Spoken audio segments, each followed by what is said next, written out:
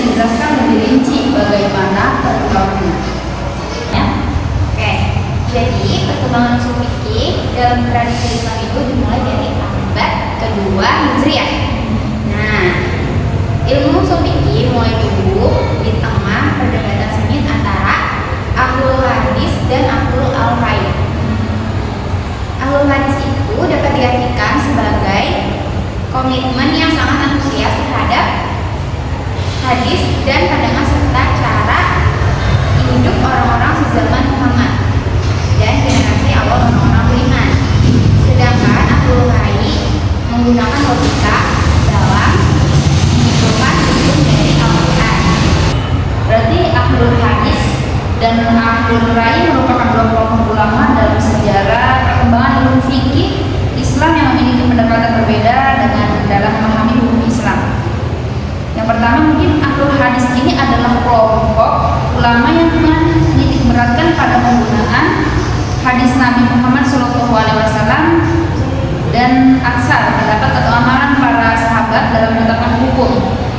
Mereka cenderung lebih literal, menghindari takwil yang berlebihan. Ahlul hadis berpendapat bahwa sunnah dasar dan asar memiliki kekuatan hukum yang tinggi. Contoh tokoh dari ahlul hadis adalah Imam Malik, pendiri mazhab Maliki di Madinah. Dan yang kedua Imam Ahmad bin Hanbal, pendiri mazhab Hambali di Baghdad. Nah, yang ahlul ra'i ini, kelompok ini lebih menekankan penggunaan rasio akal dan ijtihad dalam menyelesaikan persoalan hukum, terutama ketika tidak ada teks yang jelas dalam Al-Quran atau hadis. Nah, mereka cenderung melakukan analogi, kias, dan takwil untuk menafsirkan dalil-dalil.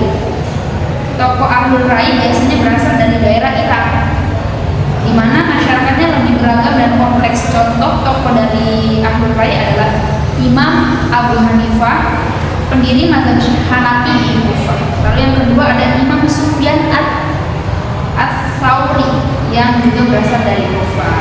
Nah, mungkin perbedaan pendekatan yang tadi terjelasan ini kemudian mengaruhi bentuk mazhab-mazhab dalam fikih Islam, di mana ahlul hadis lebih ketat pada teks, sementara ahlul ra'i lebih fleksibel dalam interpretasi. Itu intinya, Kak. Nah, seperti itulah contoh dari ahlul hadis dan ahlul ra'i. Lalu perkembangan selanjutnya pada zaman Muhammad bin Idris al-Syafi'i.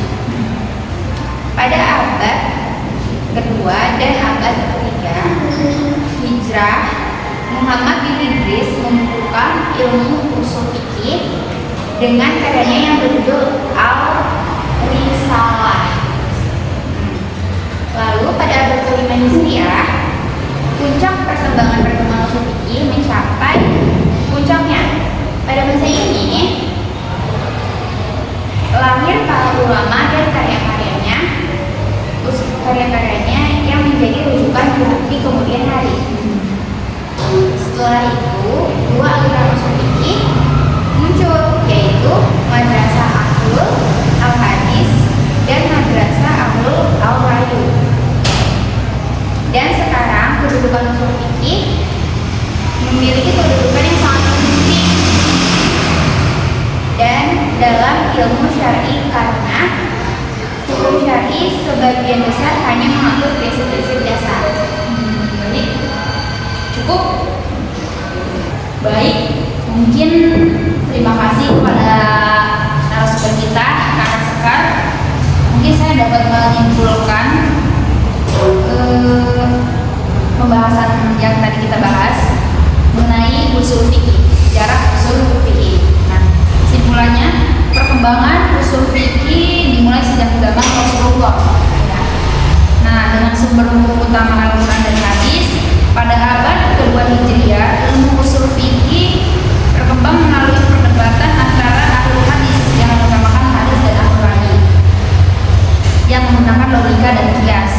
Nah, puncaknya terjadi pada abad kelima Hijriah dengan karya-karya besar yang menjadi rujukan, termasuk karya Imam Asy-Syafi'i Ar-Risalah. Saat ini usul fikih memiliki kedudukan penting dalam menetapkan prinsip dasar hukum syar'i. dengan dua aliran utama, teks tuanis atau ahlul hadis dan nasionalis atau ahlul ra'i.